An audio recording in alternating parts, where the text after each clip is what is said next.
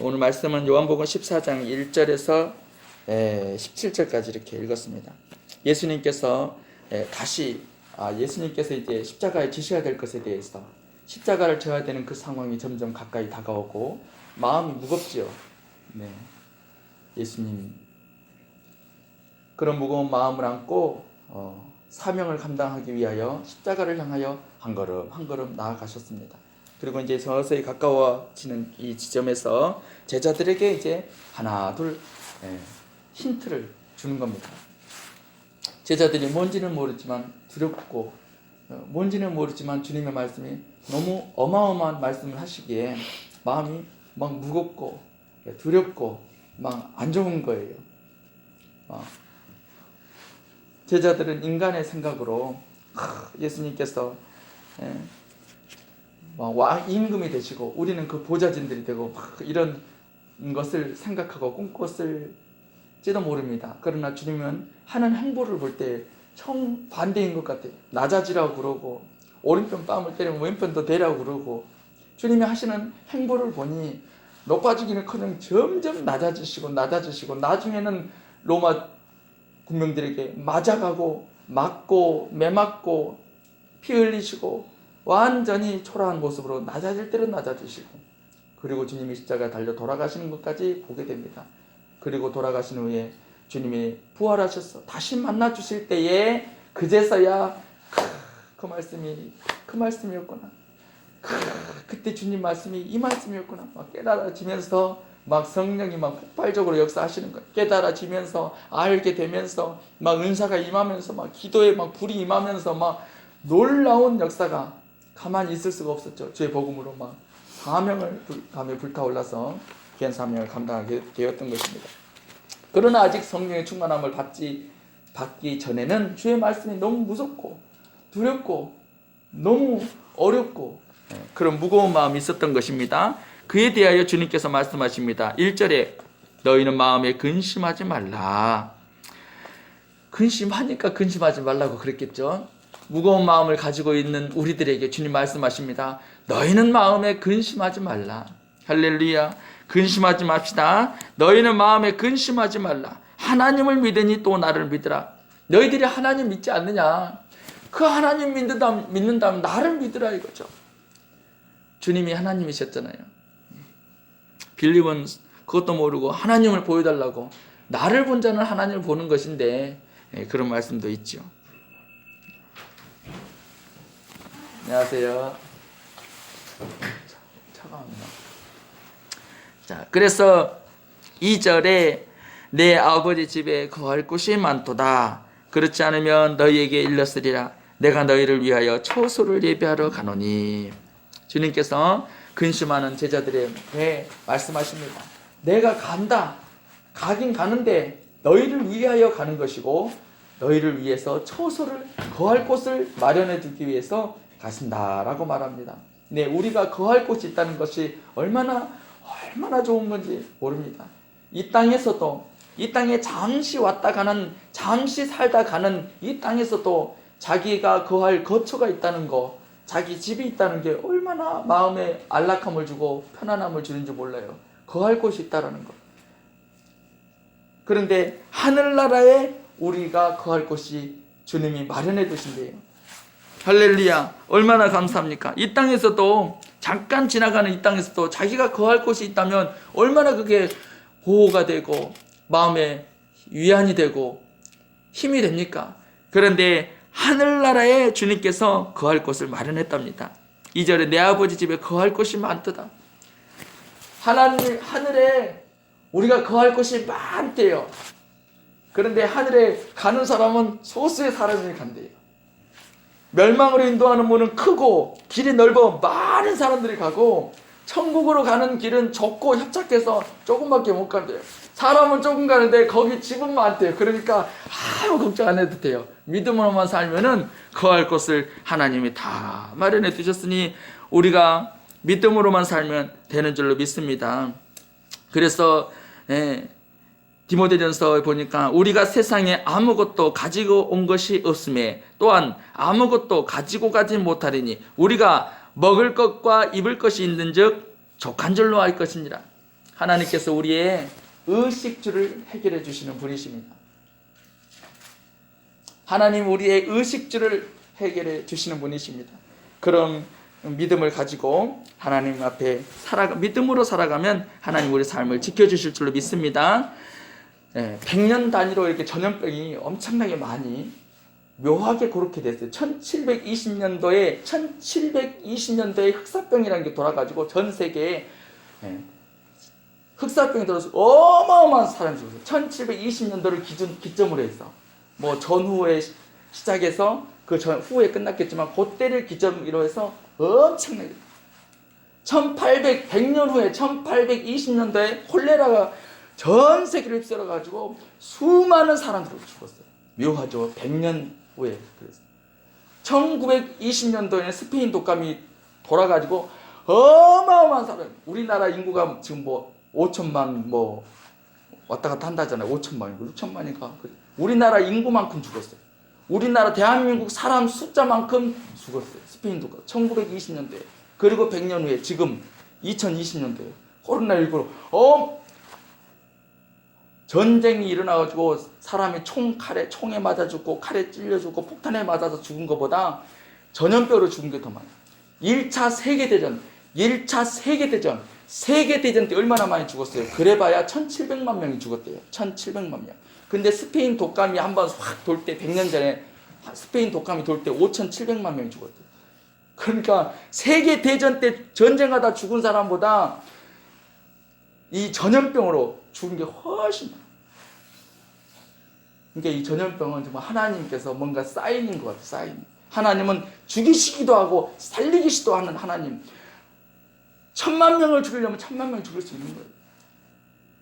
1억 명을 죽이려면 1억 명도 죽일 수 있는 분이에요. 하나님은. 다 죽이려면 다 죽일 수도 있는 분이에요. 노아 홍수 때 하나님이 다 죽일 수도 있어요. 근데 방주에 들어가면 살리겠다는 거예요. 하나님은 그런 하나님. 여기 떨어질 것 같아요. 소파 가서 소파 가서 자요. 하나님은 어떤 하나님이시냐? 죽이기도 하시고 살리시기도 하시는 하나님. 하나님은 그런 하나님이시라는 것을 이렇게 우리가 나타내 주시는 것입니다. 그러나 아무리 뭐 콜레라며 흑사병이며 사스며 메르스며 엄청난 전염병이 확 돌아도 기억할 것은 말씀대로 살아가는 사람은 물 가운데를 지나갈지라도 불 가운데를 지나갈지라도 다윗이 고백했으면 내가 사망의 음침한 골짜기로 다닐지라도 할렐루야 사망의 음침한 골짜기로 다닐지라도 해를 두려워하잖아요.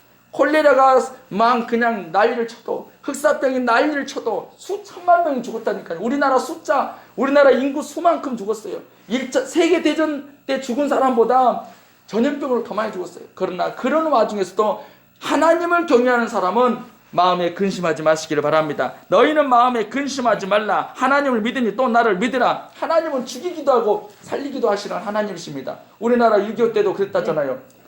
뭐 연병이라는 게 돌았는데 살 사람은 다 살았다잖아요. 살 사람은 살다잖아요. 그러니까 우리 마을에서 그랬잖아 옛날에. 네. 우리 마을 사람만 살고 피난민에 싹 죽어버렸어.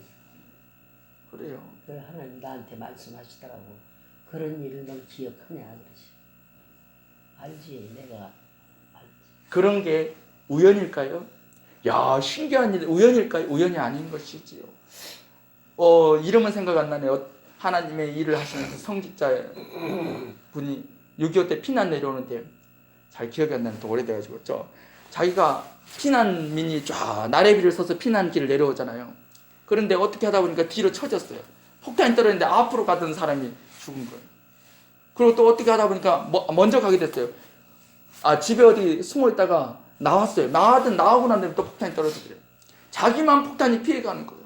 그게 우연일까요? 그가 깨달은 거예요. 이건 우연이 아니다. 내가 하나님의 일을 해야 되겠다고 성직자가 되었더라고요.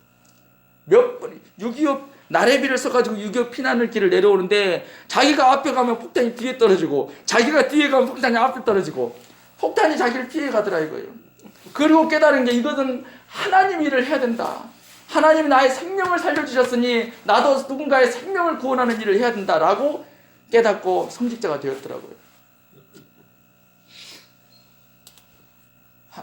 지금 상황이 참 위중한 상황이고 정말 유례없는 기가 막힌 일들이 벌어지고 있지만 우리 믿음으로 사는 사람들에게는 하나님이 함께 하신다는 걸 표적으로 보여주시는 것입니다.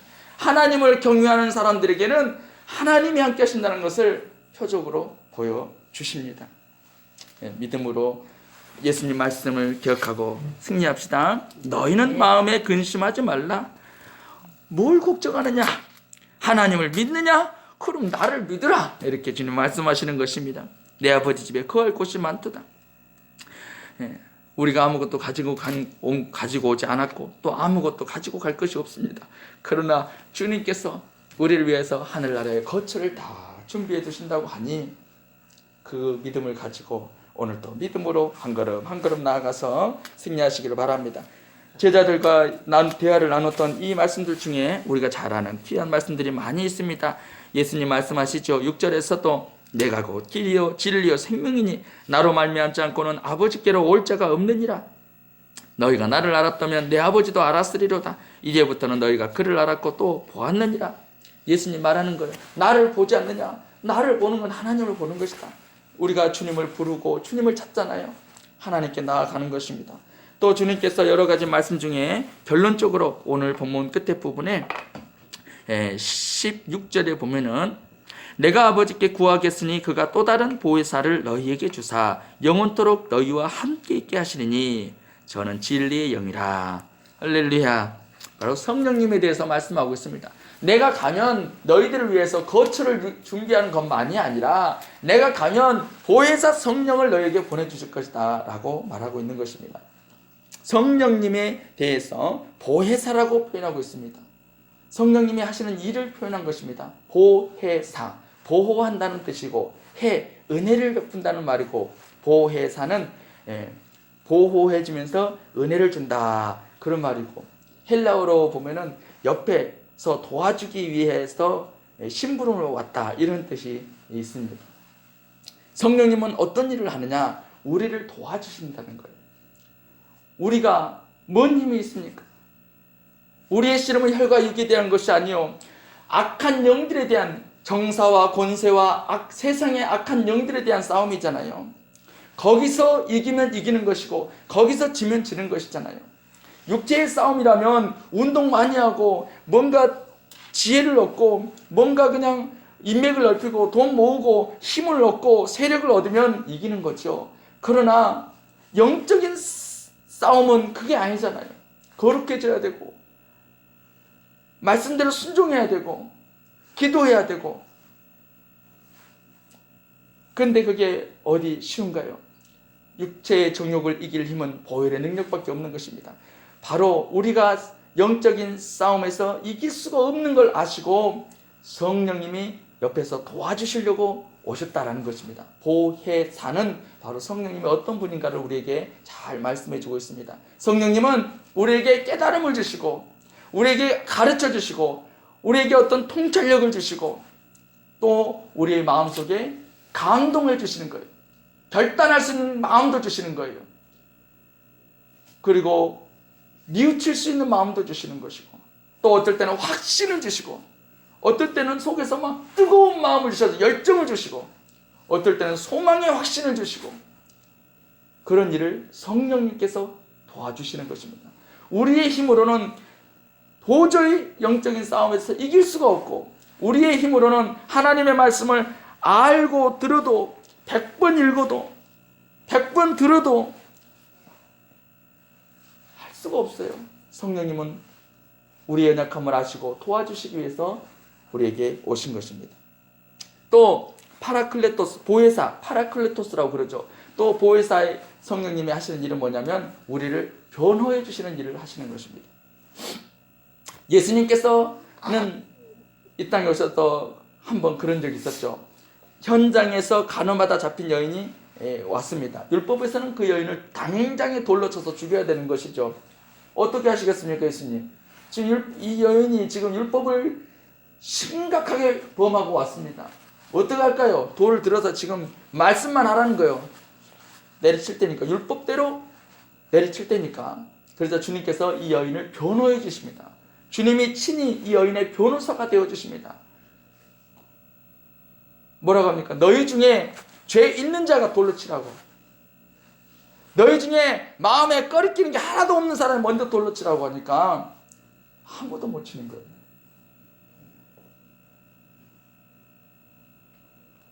만약에 우리가 그 자리에 서 있을 거예요. 우리는 치겠습니까? 우리 쳐도 못 쳐요. 아무도 못 치. 아무도 돌을 못 던지는 거예요. 너희 중에 죄 없는 자가 먼저 돌을 치라고. 주님이 그 여인을 변호해 주셔서 그 여인의 생명을 구해 주십니다. 그 여인의 생명, 육신의 생명만 구원해 주신 게 아니라 영혼의 생명까지 구원해 주십니다. 가서 다시는 죄를 범치 말라. 주님이 우리를 위해서 변호해 주셨잖아요. 성령님이 파라클레토스, 보혜사 성령님이 우리 가운데 오셔가지고 우리 마음 가운데 임하셔가지고 우리에게 진리를 가르쳐 진리의 영이라, 저는 진리의 영이라 그랬잖아요. 진리를 가르쳐 주시고 알게 하시고 감동하셔서 주의 말씀에 순종할 수 있는 힘을 주실 뿐만 아니라 우리를 변호해 주십니다. 로마서 8장 26절에서는 이와 같이 성령도 우리의 연약함을 도우시나니 우리는 마땅히 기도할 바를 알지 못하나 오직 성령이 말할 수 없는 단식으로 우리를 위하여 친히 간구하시느니라. 말할 수 없는 단식으로 우리를 위해서 변호해 주시는 거예요.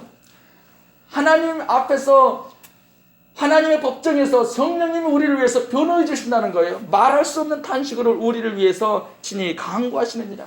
성령님은 우리를 변호해 주시는 분이십니다. 누군가 나를 변호해 준다는 게 얼마나 귀한 것인지 몰라요.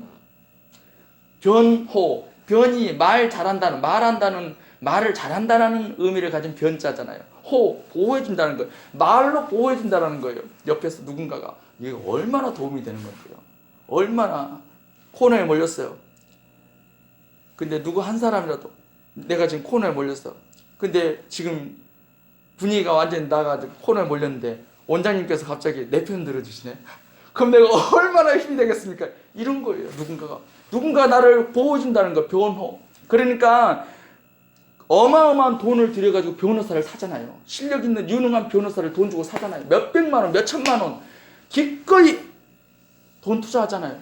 그리고 실력 있는 변호사를 사잖아, 선임을 하잖아요. 왜?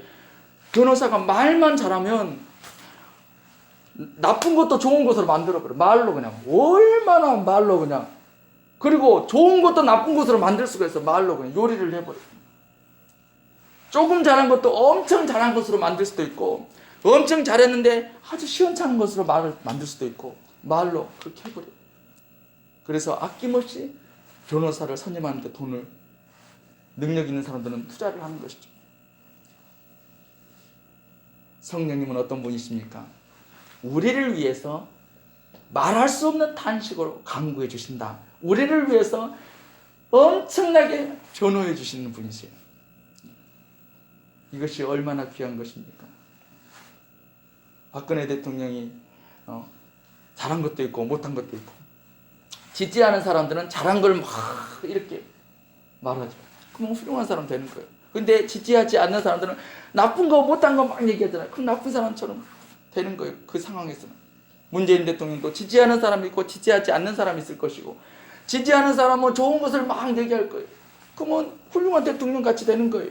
그러나 지지하지 않는 사람은 안 좋은 걸 막 얘기하면 참말로 엄청 나쁜 사람 같이 되는 거예요. 말로 그렇게.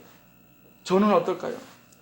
저 역시도 누군가가 만약에 안 좋은 것만 자꾸 얘기하면 나는 아주 형편없는 사람이 되는 거야. 아우, 그 신팀장 아주 그냥, 신목사가 아주 형편없는 사람이 되는 거예요. 추락하는 거예요. 근데 누군가가 나를 변호해 준다면, 아니야, 신팀장 그런 사람 아니야, 변호해 준다면 한프라치가 되는 거예요. 예전에 신앙한 집사님 있을 때 보니까 그런데 내가 그때 어렸지만 느껴지더라고요.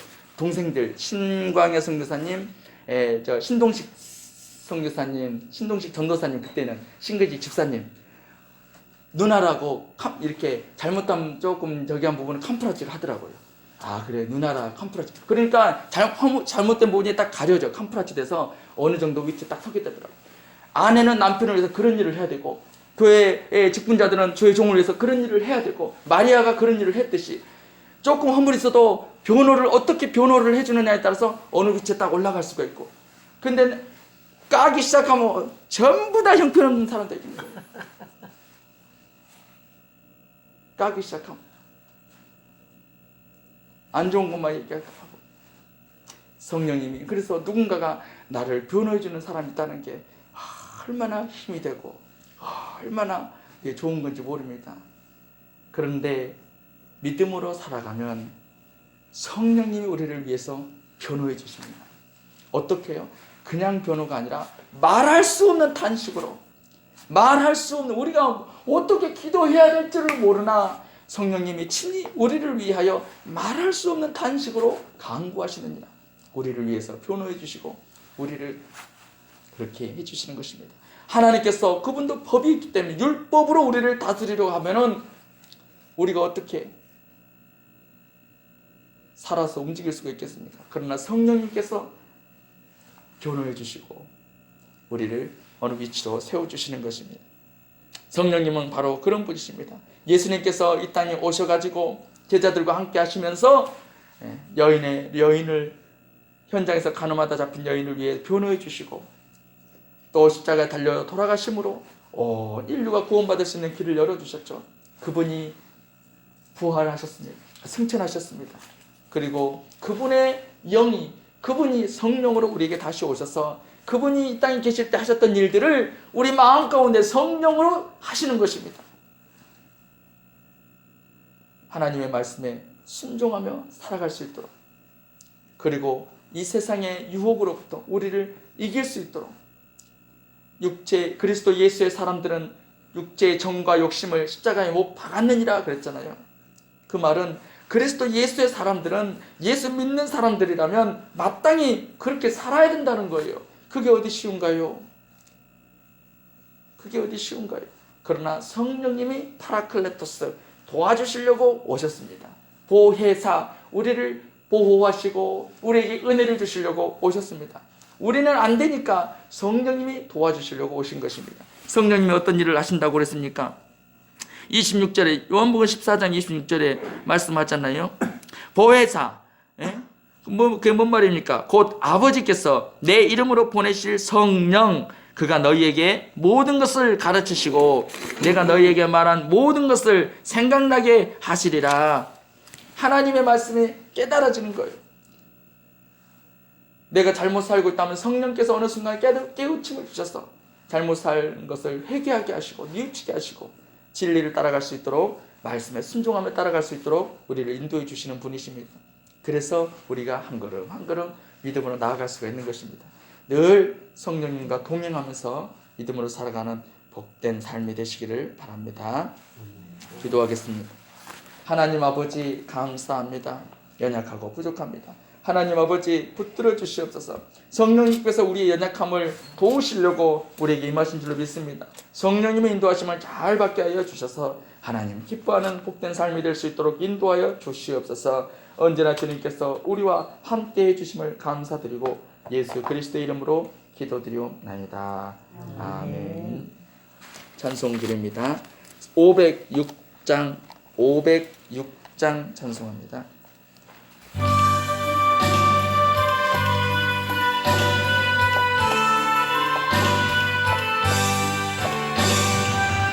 스스로 알기 원함은 크고도 넓은 은혜와 내 속에 두신 사랑을 간절히 알기 원하네.